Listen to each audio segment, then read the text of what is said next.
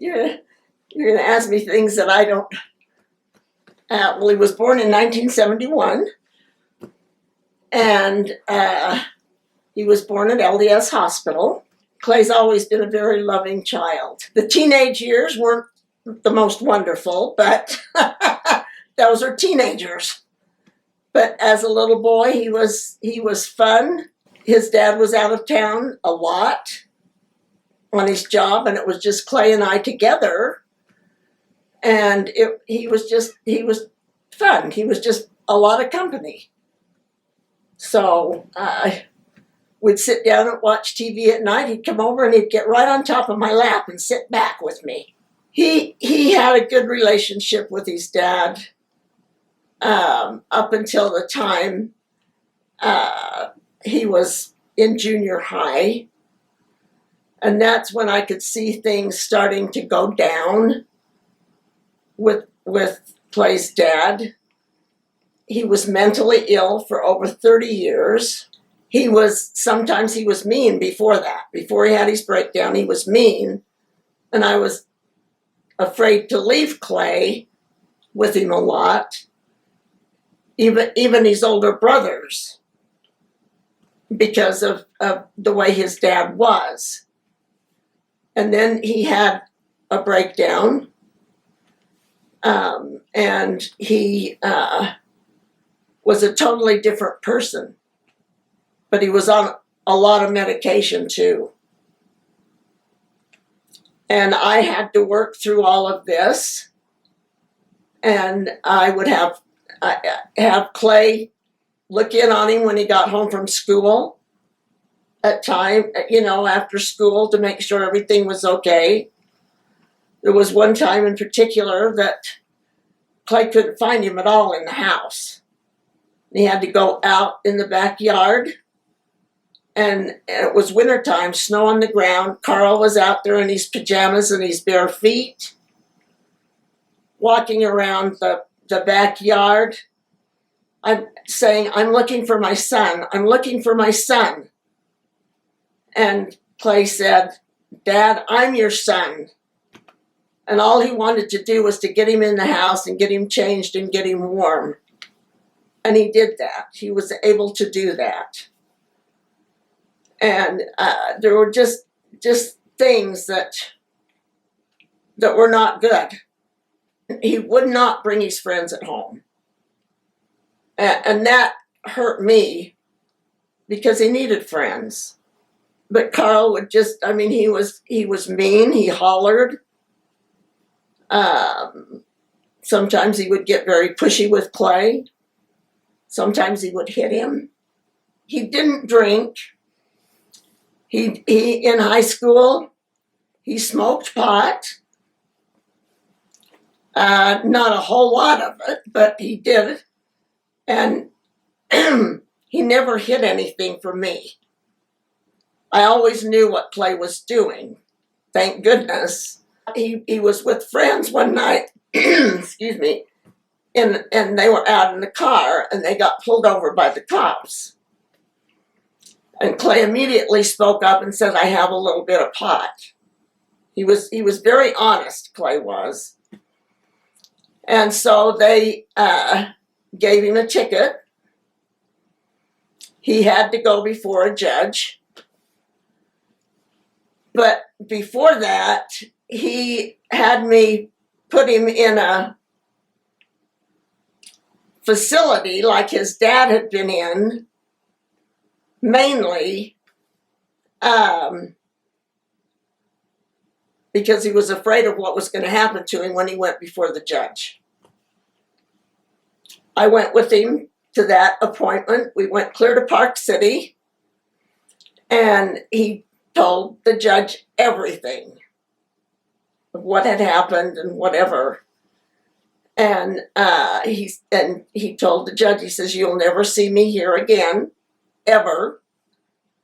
And the judge told him if he did, he better have some clothes with him, and he would stay with him for a little while. That's the last time Clay even smoked pot. Then he got interested and back into the church, and that really helped. He played rugby. Yes, and he loved music, and he would play whatever we had, and always listening to rock, heavy rock, mostly. Excuse me. And he would be in his bedroom, and his radio was turned up full blast. That's when we lived in California. We've lived several places when Clay was little. When Clay was 6 months old, we moved to Texas, and we were there 5 years. And he was just a fun little boy. Had lots of friends all the time. Clay and I have always been very close since he was just a little boy. Mainly because of what was going on in the house. Clay and I always were together. We bought Clay a little 350 bike that he could have, and his brothers borrowed it for their cabin. He and his two brothers brought a cabin up in Camas, and Clay would go up every weekend and stay all weekend by himself up at the cabin. And when he got this little 350 bike, his brothers were up there, and they borrowed it to take their kids on rides. And it was then that the bigger boys didn't have time to take the bike back. And actually, it was his cousin's bike, Mike's bike, that the boys had borrowed, really. And the older brothers didn't have time to take it back. So Clay said, "I will go up and get it." Well, he came to the house at 10:30 at night to let my husband and I know where he was going, and he had his girlfriend with him. And she says, "I won't let him go by himself." So she called her mom and said that she wanted to go with him to return the bike and then come back with him.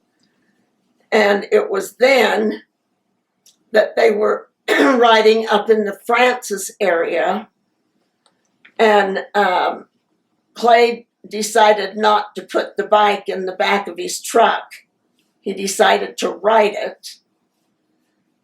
And two horses bolted up out of a gully in front of him, and he plowed in to both of them and broke his neck. And he laid in the road, and Wendy, his girlfriend, was right there with him the whole time. And two boys came along in a car and wanted to see how they could help. And Wendy told them to go up a ways to one of the houses and have somebody come down and help him. Well, the boys got in Clay's truck, and Clay thought, "Okay, there goes my truck." Anyway, they did come back, and these people helped him, and they took him, drove him down to Salt Lake, took him to the university hospital, and that's where Wendy called us, Carl and I, to let us know what had happened. And so I immediately called my bishop to see if he would come and stay with Carl while his brother Drew came to the house and took me up to the hospital. And we got up there just barely, before they brought Clay in. And he had broken his neck. He had friends up there waiting at the hospital too that knew about this. And there we were he was in intensive care for 3 or 4 days. Carl wanted to go see him, and I couldn't take him. And that was very hurtful to me, that he couldn't see his son the way he was. And it was hurt, and Clay knew that his dad could not be there with him. And so I called into work, told him that I would not be there and what had happened, and that I would be back to work when they took Clay out of intensive care. And he was there for several days. His 2 brothers were there with him the whole time, thank goodness. As a mother, I didn't know what to do. It made me sick to think that this is what had happened. And the only people that I had to turn to were his older brothers. I couldn't turn to his dad because his dad was mentally ill, and I didn't want that to be a burden on him either. And so I had to take on the whole thing by myself. And I didn't go back to work until Clay was moved out of intensive care. And then after they moved him out, they started physical therapy on him. And Clay, the whole time he was there, said he was going to walk out of that hospital. He was not going to until the doctors. It really upset Clay when the doctors told him that he would never walk again, and it upset me too. And but we made it through.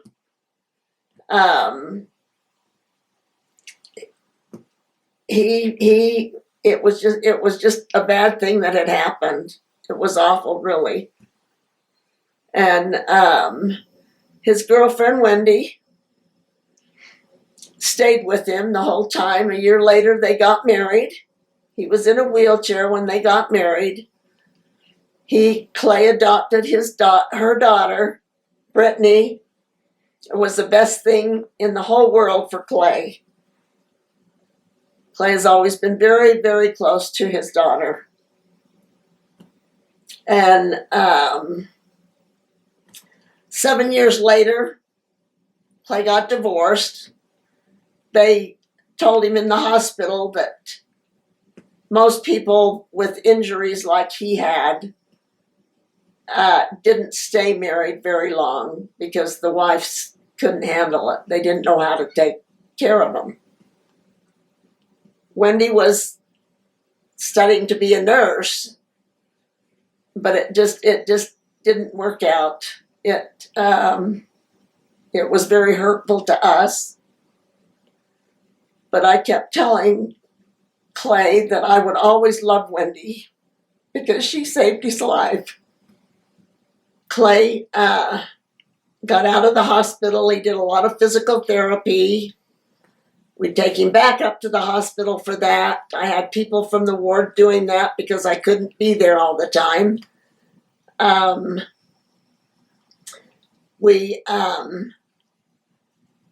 He got a job. He said he was going to work.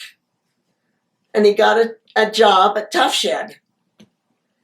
And he managed the Tough Shed down in Orem and was there alone for 2 or 3 years. And then he asked to come back to Salt Lake because he was tired of being by himself down there. And so he came up there and he sold a lot of Tough Sheds. And it was at that time that two twin brothers, came into Tough Shed looking for they wanted some ticket booths. Because they had this rock crawling business that they were doing, and they wanted these ticket booths. And Clay said, okay. And then Clay started telling them how he used to race motorcycles and do all these things. And the brothers looked at each other and said, Clay, I've got a Jeep, a rock crawler, that we don't use anymore. And would that be something that you would like to do? And Clay says, well, I don't know anything about it. And they said, okay, we're having this meeting, and I don't remember exactly where that was, about it. And Clay went to the meeting, and he thought, yeah, right, they probably won't show up, and he won't, this is just something that they threw at him. He walked in there, and there stood one of his idols, Walker Evans, who was a rock crawler. And Clay had known about him for many years, and he was so glad that he got to finally meet him. And the brothers showed him this Jeep, this rock crawler, and asked if he would like to do something like that. And Clay immediately said, yes, I want to do this. And when he came home to tell his mother and his dad, his mother said, no, you're not going to do this. And he said, yes, I am. And he did. And that's how his rock crawling started. And I went to all of the ones that I could go to and leave my husband. And it was so fun, except for the first time I saw him tip over, and the Jeep caught on fire, and I'm up on top of a big mountain in St. George yelling, get him out of there. And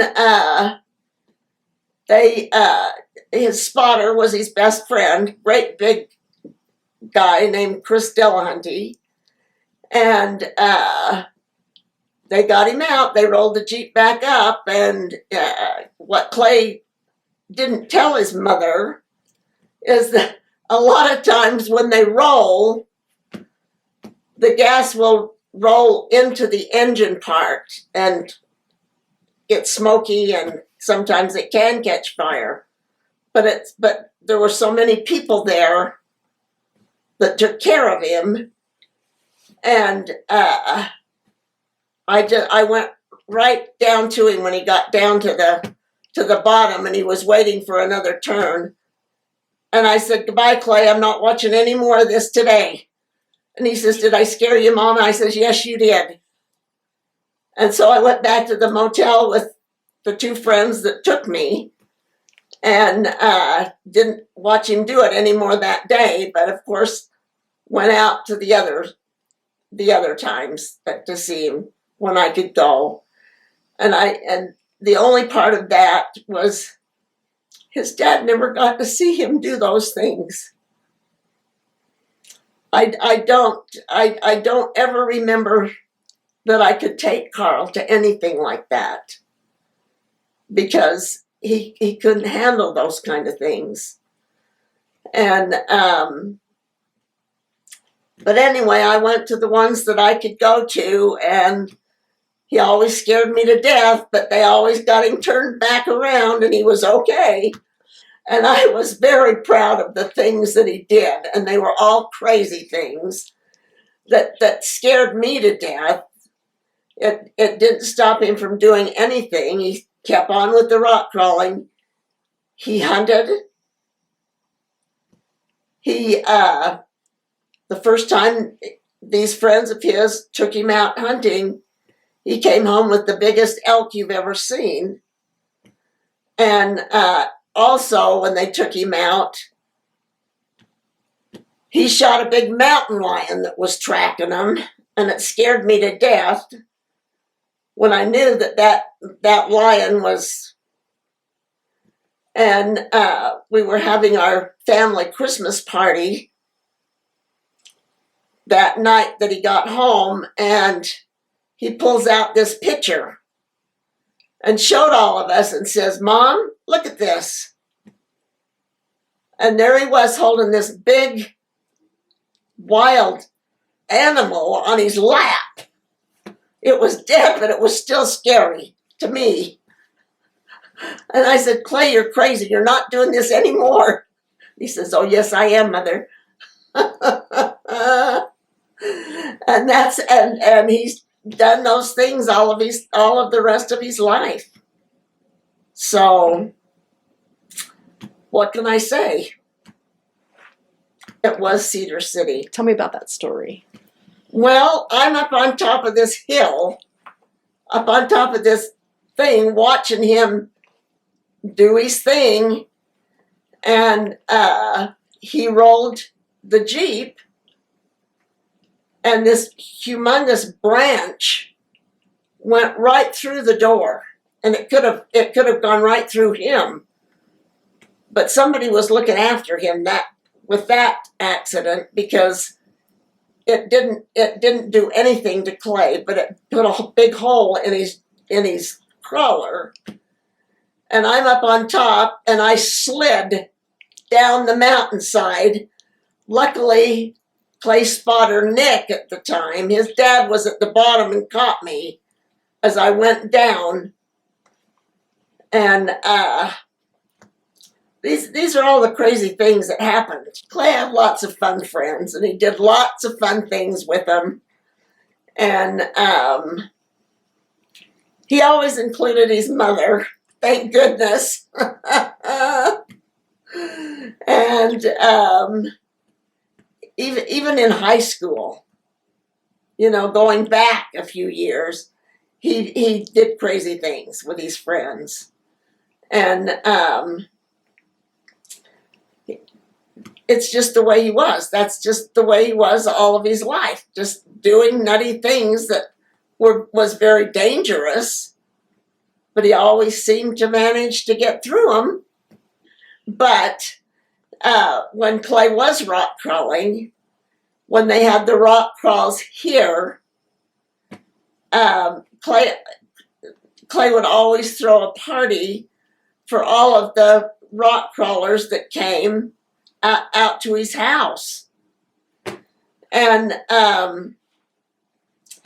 one night he was having one of these parties, and he had a brand new wheelchair, totally brand new, and it was very bouncy. And so Clay thought, okay, and he told all of his friends. He got on one side of the deck at his house and rolled across, and he says, "Watch me." And there were stairs that went down the other side. And he says, "I'm going to go past the stairs and land on my wheels." Well, that didn't happen. He went across, but he went out of his chair. And they got him back up in his chair, and he was okay for a minute. And he knew that something was wrong with his one leg. And so the next morning, I said, "Clay, you have got to go to the emergency room, and I will meet you over there. Or I'll come and get you and take you," because I worked at the hospital. And anyway, his girlfriend at the time, Laurie, she was with him when all of this happened. And she brought him over to the hospital. and he was in the ER, and he had fractured the femur part of his leg, and the ER docs was going to send him to a doctor of osteopathic, and Clay told me that the next morning, and I says, "Oh no, they're not, Clay." I says, "You give me your X-rays. I'm going over to talk to Dr. Momberger, who is an orthopedic surgeon that I did a lot of work for at the hospital at Tosh." So I took the X-rays over to Dr. Momberger, and he looked at him, and I told him the story about his ER visit. And he said, "No." He says, "I will take care of Clay." And so I got Clay into Dr. Momberger's office the next morning, and he immediately put him in the hospital, put a plate on the femur part that he broke, and Clay stayed there for a couple of days. And the doctor told him, he says, "We'll leave that in for a year." He says, "But then you can come back and we can take it out." Clay still has that in his leg. He would never go back and have it done. Clay was never one to like to go to a doctor, period. So he's suffered a lot of things because of that. Well, like I have said before, Clay and I have always been very close, and I am so proud of all the things that he's accomplished. He's all of the craziness that he's done, and he is crazy, but I am very proud of all the friends that Clay has had, because they've always been very, very good people. And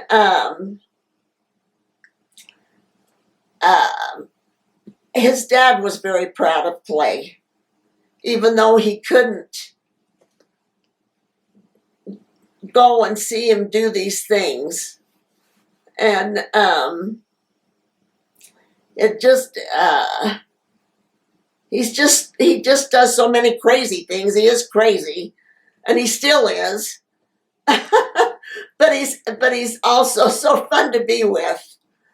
And Clay and I usually have dinner every Sunday together. I usually either take dinner out to him, or he cooks dinner for me, and so we have Sunday dinner together, and have done that for a lot of years. And it's just, I'm just so proud of everything that he's been able to accomplish. He's got a great job at Tire Zone, and great friends there. And there's really not anything that Clay can't do. I don't know what I would have done without Clay all the years, because he really has filled my life. Like I said, I'm so proud of him for all the things that he's done, but I don't know what I would do without Clay. Clay has a brother that lives in Texas. That's my other son. His two other brothers I took on when I married Clay's dad. And they've been my sons. I've never called them stepchildren. And they're all close. He just has a neat personality with everyone. And he's loved by everyone. And I don't know what more I can say about how proud I am of what he's accomplished through these years. His accident happened 25 years ago, and all the people that have just kind of surrounded him and been just wonderful friends. And they all call me Mom. Every one of them. So I'm all of their moms. And I love all of them.